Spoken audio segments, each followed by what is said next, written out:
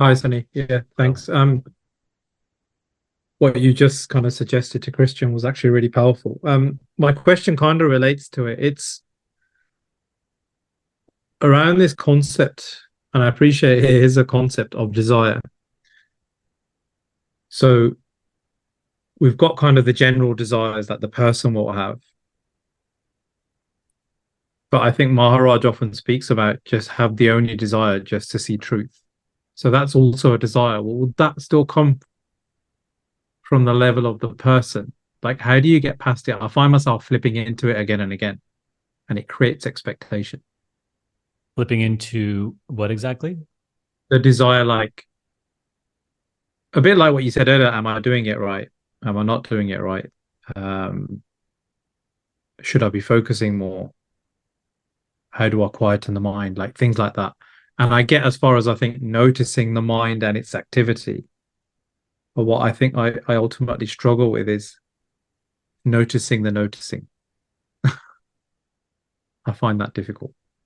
And I think I'm stuck at the desire or some level of expectation.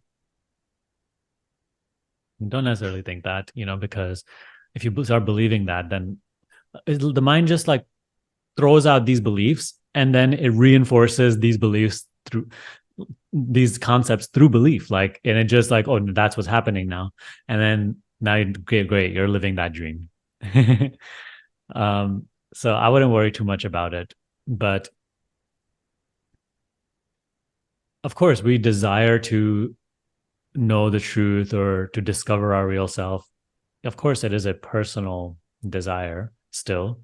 However, it is the desire which refines and purifies the mind and ultimately exhausts the desiring.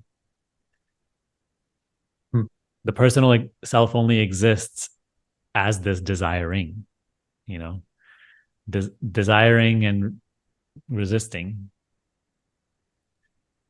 So the desire for truth is that which, that's why it's called like the highest of all desires. But ultimately it is still limited. But it is that desire which exhausts all desiring gradually. So it just turns us away from experience, not in the way that you like experience will change in any way, but it just starts to dissolve the craving for another experience. And if you see that, like if you take a look in the world, that's really what everybody lives for, just the next experience, more experience, this type of experience, that type of experience.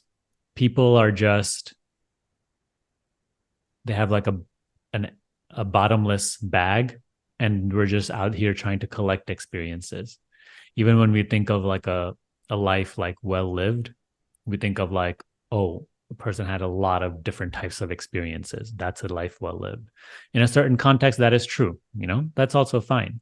But like when Hmm. we come to the spiritual path, now it's no longer just about collecting the next experience. It's no longer about just like, what is another amazing experience that I can have? Like for a person who's not on the spiritual path, they worship experience. They may not think of it that way, but their God is experience. It's matter. I agree. Yeah. And they're just like craving it, the next thing and the next thing and the next thing. But Hmm. and that's why they're also always, we are also always restless, right? Because it's always about the next. And we are also always unsatisfied, in a state of suffering, because that which is impermanent cannot satisfy this desiring. That's why they say desire is a like a bottomless pit. There's a beautiful quote that like desires fulfilled only creates greed, right? Breeds more desires, and desires unfulfilled only creates anger and pain, which creates more desiring also. So desire, as long as it is directed towards the next experience, only, whether it's fulfilled or not fulfilled, it only creates pain and more desire. It's just a cycle. Whereas as this desire matures into the desire for truth or God or self, it starts to recontextualize the way we see life, the way we understand who I am. Because previously I was desiring endlessly on behalf of the person I believed I am, you know, as the person that I am, and trying to heighten my stature, my idea of myself. I want to experience these things and not these things. Desire for truth just starts to refine your entire understanding of who you are and what life is. It starts to turn you away from the chase of what I can experience next towards what is that which causes all experience, or what is that in which all experience appears? What is that which doesn't change despite every and all experience continuing to change? You're ultimately seeking what is real, what is permanent, what is true, which is why, right, the Buddha taught, observe everything as impermanent. See, you can't hear it. It's not enough. You can hear it 50,000 times. It's not enough. You have to, for yourself, see that every experience, including what you believe yourself to be, is a changeful experience. There's no stability in it. There's no truth in it. And if you keep identifying with it, he said, that's what causes suffering. That is why suffering is the law of experiencing. It is one of the characteristics. Identification with experience causes suffering. He said there's no self in anything that you are experiencing. There's no self in any impermanent experience. That is what breeds the question, who am I then? If I'm not any of this, if I'm not this speech, if I'm not this sound, if I'm not this taste, touch, smell, thought, sensation, which is what ultimately everything that you are experiencing right now, that's what it consists of, the five senses and thought and sensation. If I'm none of this, but I still am, what am I? So that takes our gaze away from experience, appearance, illusion, towards that which is real. But it's not turning our gaze towards that which is real as like, oh, this is also the trap we fall into. We try to continue to conceive of it as another experience we can have. We conceive of it as a blissful experience, a heavenly experience. But of what good will that be? Because experience can only be impermanent. Experience can only be illusion. Not illusion as in like, oh, it doesn't feel real. And it's like, oh, it's no, of course, it is apparently real and everything within it, yeah, right? You are like, it is the experience, but it is not real, as in it is not true. It is impermanent. It is an appearance. So desire for truth is like that somehow, like it's just like a total turning of our gaze towards that which is true. And it exhausts desiring, aka person. So ultimately, that is what drives our entire spiritual practice, right? And you're not doing it because the degree to which you desire the truth, you're not controlling that. You didn't even control that the desire for truth came into your experience. It simply came. It's just the theme of your life. So trust that. You can't be off the path. Just our job is like, from the personal point of view, though, we can continue to try to refine that desire. When you observe yourself just like wanting things for the sake of personal gratification, see if you can relax and let go and desire only the truth of things. That's what I think we had a conversation last Saturday, or no, I think on Thursday, maybe, I'm not sure, but very recently when Megha asked the question, like, there are certain times I'm just not able to practice. And we talked about how, like, in those moments when you find that you can't practice, even though you're trying to, right? Because there's different, like, as when we were just talking about Christian, he said, like, sometimes I just don't remember to practice. There are those times too, where we don't even remember. You can't do anything about those times.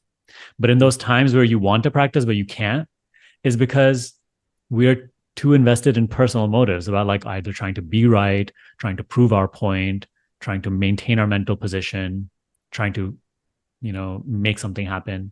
We want that more than we want truth. So it blocks all clarity and capacity to practice. So the thing that we can do from our personal perspective is always want truth more than we want anything personal whenever we remember to. But also just meditation in general, it just continues to cleanse and refine desire.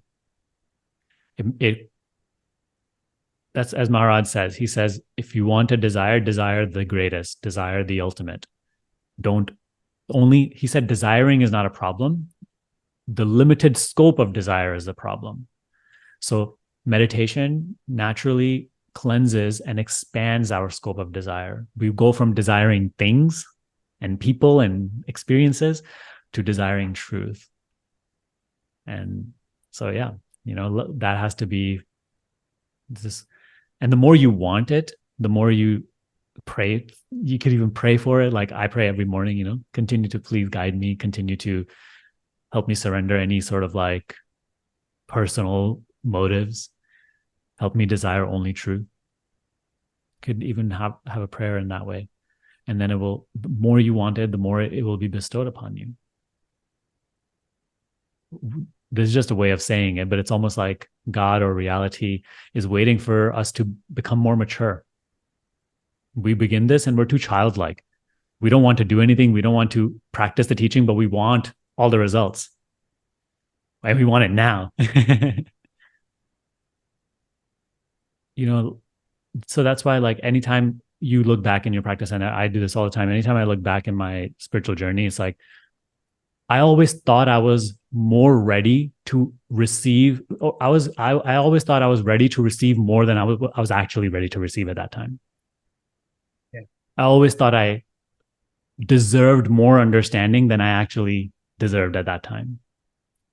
But I was too immature at that time to see that. So now when I feel like, oh, maybe, sometimes you feel maybe like spiritually like blocked, or you feel like you're not progressing or whatever. I simply don't believe in that anymore. Because I know that like and again, these are just ways of speaking about it, but the right amount of understanding is always being bestowed upon you. To the degree to which you are ready, that is being bestowed upon you. Don't desire anything more or less. I mean, you could desire more, but don't be like frustrated or impatient with life or God. You are receiving exactly what you are ready for. Though now, from this personal point of view, what is under your jurisdiction and power, if you want more power, use the power you already have, and then more will be bestowed upon you. Practice. Put everything on the line for this practice. Become the living embodiment of whatever you do understand, and more understanding will be bestowed upon you. When we see it like that, then we're not out here making demands of God. Give me more, give me more. Like, make yourself worthy. That's the way I see it. And trust me, more will be bestowed upon you. That's like, it always happens like that. So, yeah. Yeah, thank you for that. I think that brought a lot of clarity in it. And once again, I will listen to it, back to it again to help it register. One thing that came to mind when you were talking about experience being constant and there's always one thing after another, it's almost like a drug, right? It is. Even though It is the greatest drug, experience. yeah, experience itself is a drug, and most people are actually in that trap without knowing they're actually in the trap of the drug, and actually coming out of it and actually seeking truth is, I don't know if escape is the right word, but it's like seeing outside of it. So it's almost like if you're seeing the seeing or noticing the noticing, the desire in and of itself can still be there, but it has no pull to it. It's no longer you or yours. Yeah. And it also Yeah. just becomes another experience being seen. Yeah. And you see, that's the essence of it in meditation. Now, I'm not just talking about sit down meditation. What I mean by meditation is being yourself, right? Like when you notice that you are, when you become aware of the fact that you exist. I am. In that moment, nothing is you or yours. You simply are, meaning the self is, but nothing being experienced is any longer being identified as you or yours. Come to see that. The state of simply being aware of being, there's no identification with anything until once again you start thinking, and then thinking formulates identification. So Yeah. that's why we say all our bondage only exists in thought, because thought projects beliefs within which we are right now immersed and have great belief in. Meditation, on the other hand, it's like the antidote to that hypnosis, to that amnesia. Rest without concept. With that concept. Yeah. Don't It's take yourself to be anything. Don't believe in any idea about yourself as true. Don't hold any image of the self.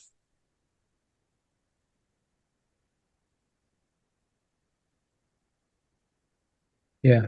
I've actually tried that a few times in my own meditation. Like it helps me ground where I literally liquidate and bankrupt myself from everything. Yes. Anything I'm attached to, whether it's financial or family or could be anything.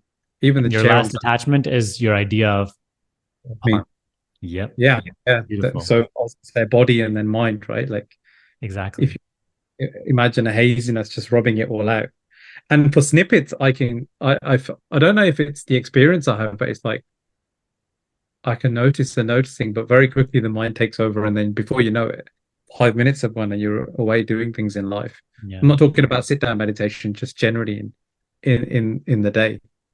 So I think I sense it, but I don't. When I'm sensing it, I don't know I'm sensing it. Does that make Yeah. sense? Yeah. Yeah. But I'm Yeah, glad you caught that. Like when we say let go of attachment, okay, so we let go of attachment towards things and experiences, but we stay attached to this idea that I am Parm letting go of attachment. And then when Parm is without his attachments, he feels miserable. yeah, So actually, the idea that I am Parm also has to be, the attachment to yeah. that also has to be let go of, and then you're no longer miserable because there's nobody left to be miserable. You can only be miserable as a person. When you let go of even the attachment to I am the person, then misery goes with the person. Yeah, I totally agree. And then there's just simply sensation, which is being experienced, and there's the experiencing of it. Yeah. So, what was the second thing you said? Because I wanted to say something on that. Um, you said that in moment like where that I actually sense the sensing, and then my mind runs away. I think that was yeah, my second.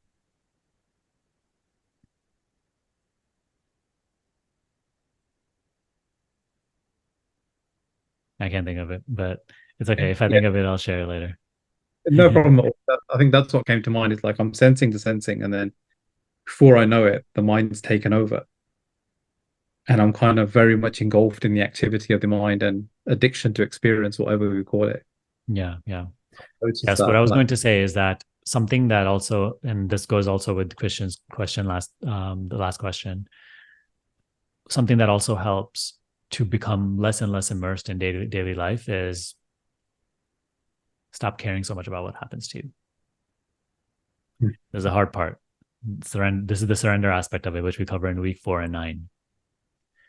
You have to, like, the more you are concerned about where your life is headed, what happens, every single little result and outcome, the more you are concerned about and trying to control every little thing, how other people act, that keeps the immersion really strong. Concern, fear, control, these are like the glue which keep us personal. So that's why, like in this version of the course that I created, surrender was so emphasized. And we spent 2 entire weeks on it because it is the other side of meditation. Because, as we said, that like in that moment where you are aware of being aware, there's no identification, right? You're just empty and you simply are. You are the self that is. There's no harm left. in personal life, the other side of meditation is surrender. So you have to literally like while your life unfolds, and don't think you have it any harder than anybody else, because everybody feels that way actually. Everybody feels like, oh, but I would be able to practice, but in my situation, oh, because I run a business, or because I have this illness, or everybody has something because of which it seems that it's hard to practice. Through whatever the theme you have been given, through the unfolding of that, you have to fully surrender. And the capacity to surrender is very little in the beginning, but as I said, with everything spiritual practice related, the more you practice, the more will be given, the more power will be given to you. So you surrender little by little, and then your capacity to surrender grows. And you feel that in the beginning, you feel that like if I surrender, things will fall apart. But actually, it's the opposite. You'll find that a deeper intelligence continues to take care of all things. So yeah, that is just the other side of which also facilitates the meditation practice and dissolves this amnesia.